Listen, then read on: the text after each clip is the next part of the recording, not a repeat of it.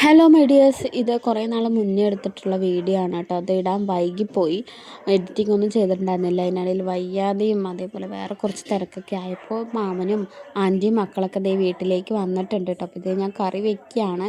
അവർ വരുന്ന സമയത്ത് കുറേയധികം സ്നാക്സൊക്കെ കൊണ്ടുവന്നിട്ടുണ്ടായിരുന്നു. ഇത് എണ്ണക്കടികളും അതേപോലെ തന്നെ സ്നാക്സും ഒക്കെ അവർക്ക് കഴിക്കാനായിട്ട് വെച്ച് കൊടുക്കുന്നുണ്ട്. അപ്പോൾ അനിയൻ മാലയിടാൻ പോകുന്നതിൻ്റെ നാളെ മാലയിടും. അപ്പോൾ ആ ഒരു ഇതറിയില്ലായിരുന്നു. അതുകൊണ്ട് മുട്ട പപ്സ് ഉണ്ടായിരുന്നു. അപ്പോൾ അത് അവർ തിരിച്ച് റിട്ടേൺ കൊണ്ടുപോയിട്ടുണ്ടായിരുന്നു കേട്ടോ. നമുക്കൊന്നും കഴിക്കാൻ പറ്റില്ലല്ലോ, അതുകൊണ്ട് അപ്പോൾ നമ്മൾ കഴിക്കാതെ അവരും കഴിക്കുന്നില്ല എന്നുകൊണ്ട് അവർ റിട്ടേൺ കൊണ്ടുപോകാമെന്ന് വെച്ചു.